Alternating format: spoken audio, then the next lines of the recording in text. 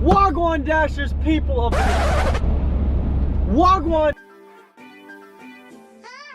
Dashers viewers, people of the world. I'm Esch, the gig economist, and I'm here to assist you in maximizing your success on the DoorDash platform. In today's video, I'll be describing my top 10 tips to success in 2021 as a DoorDash Dasher. I am not here to waste y'all's time, so let's jump right into the video.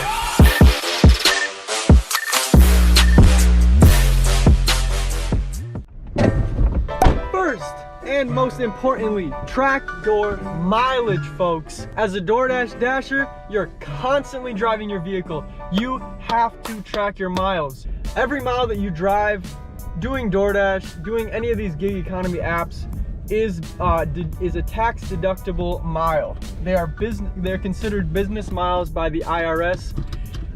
And if you track your miles well, you'll get a lot of money back come tax season.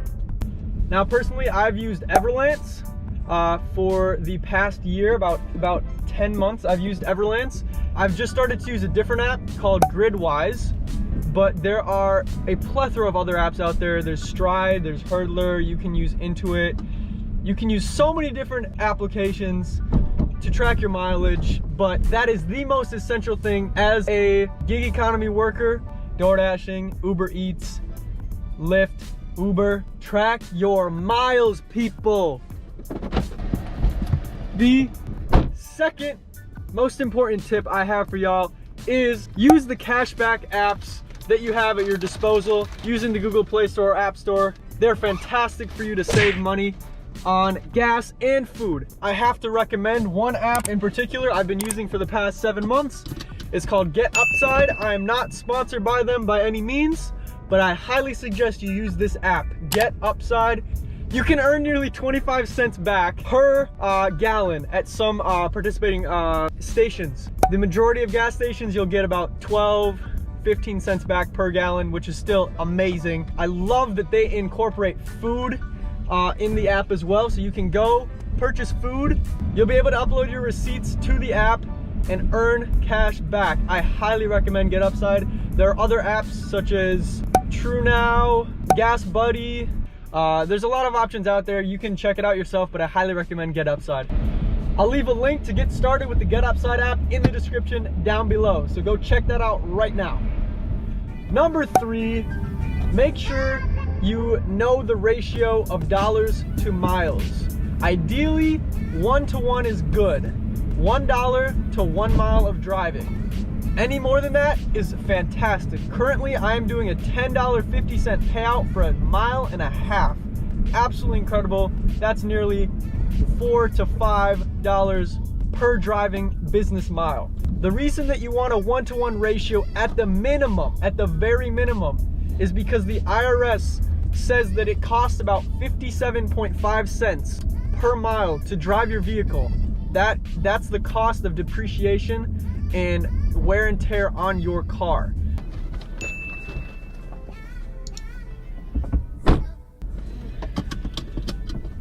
So if you drive 4 miles and your payout is $8, that's $2 per mile of driving. That's a great ratio due to the fact that, say you drive 4 miles, you come back, that's about $4 total. Bro, this is the worst thing, trying to explain this fucking shit. It's very, very hard to explain. Essentially, each mile that you drive puts 57 cents of depreciation on your vehicle. So if you drive 4 miles both ways for an $8 payout, you are making about a net profit of $4. Because you're driving 4 miles to the drop-off, you have to drive that same, you typically will have to drive that same 4 miles back to the location where you're getting orders, back to your hotspot area. Number 4 ties directly into number 3, hotspots. When you drop off an order, like I just did, I'm heading directly back to the same strip mall area where I'm getting a high volume of orders. So you want to go back to these places, these heat centers where you're going to be getting a high volume of orders. A hotspot, the Dasher app tells you, does not always mean that is where the orders are being placed at. It does not always mean that that is the restaurant that's getting the orders. It is a central location near other locations where there are a high volume of orders being placed in the DoorDash app. You want to be driving towards these high volume, high dense restaurant areas. I do not want you guys sitting at one location that the Dasher app gives you. I want you to figure out where restaurants are throwing out a lot of DoorDash orders, and I want you to park near that. I want you to find out these specific restaurants, such as, I don't know if it's Chick-fil-A in your region, it could be a Raising Cane's, a Chinese place, it could be an Italian place, it could be so many different places. Just figure out what location is throwing out the most orders and be near that place. Good afternoon, this is Mary Grace from Tavern Grill and House. How can I help you? Hi, I have a DoorDash pickup for Bob. Yeah. Perfect, I'm right outside the front entrance. Okay, sounds good. Sounds good, bye. Awesome, thank you so much. Yeah, have a good one. You too.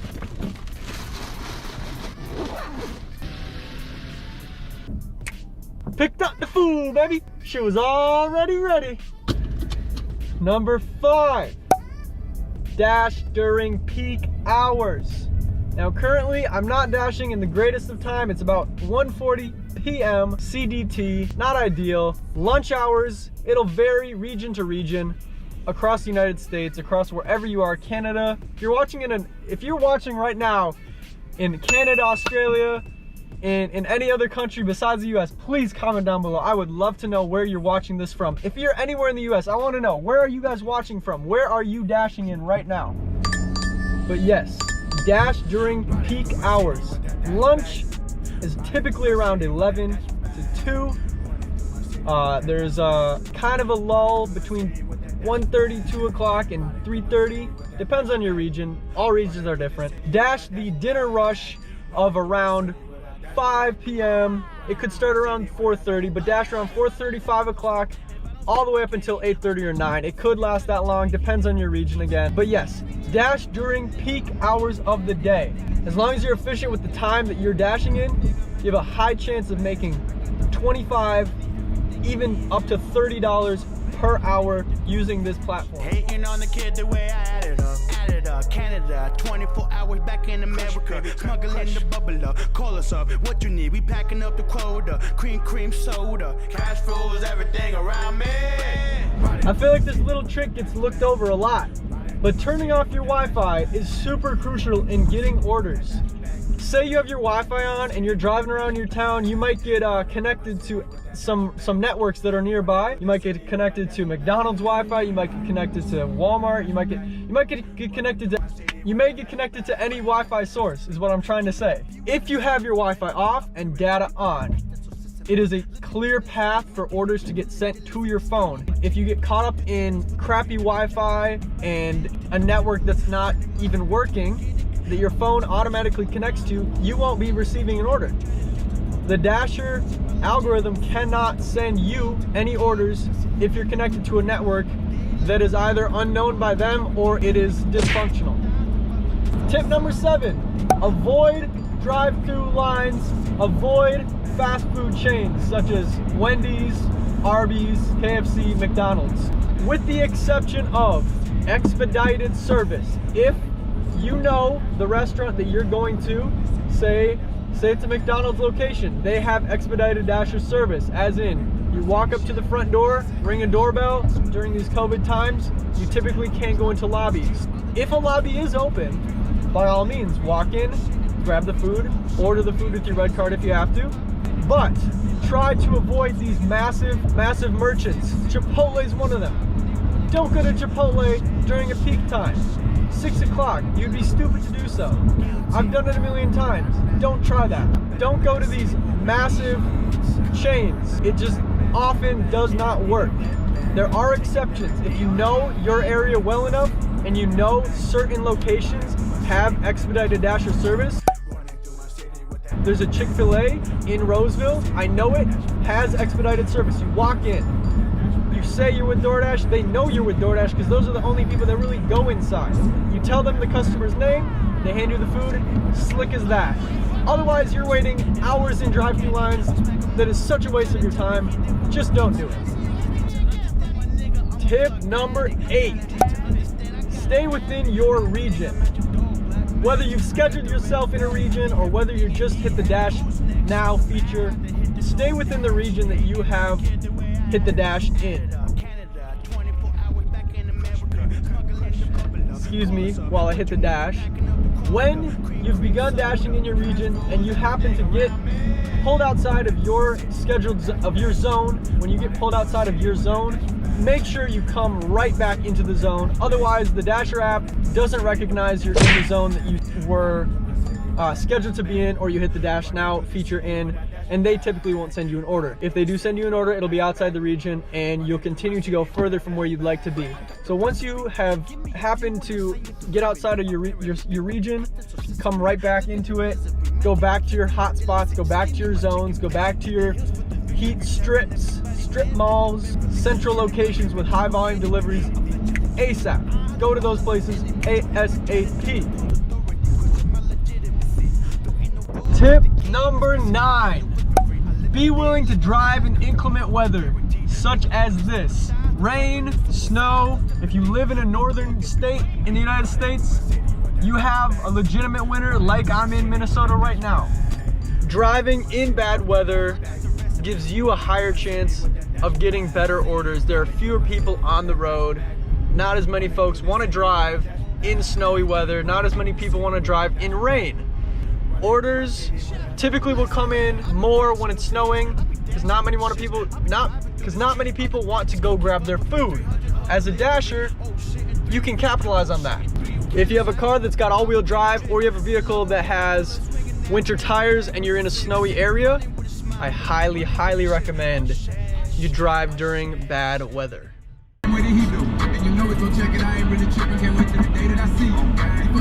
Oh, gang! Diesel, Yama Jewelry Splash, see-through. Me too!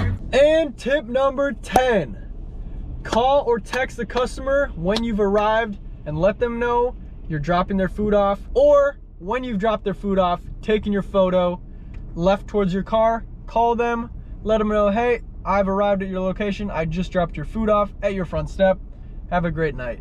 Something along those lines is super easy, customer knows their food is there, and yeah, it's just another extra step that goes a long way, helps the customer out, easy for you to do, and you can call them while you're leaving, and super simple. Anyways, I want to thank you very much for watching this video. Let me know in the comments if I was able to provide you with some new knowledge in this DoorDash side hustle, in this gig economy. Also in the comments, let me know any suggestions for new videos you want to see. Let me know any critiques you have of what the content I have out right now. Just give me some recommendations. Anything's appreciated. I'll be in the comments answering questions, talking with you guys. So this has been yet another episode of Eli Esch, the Gig Economist. Deuces.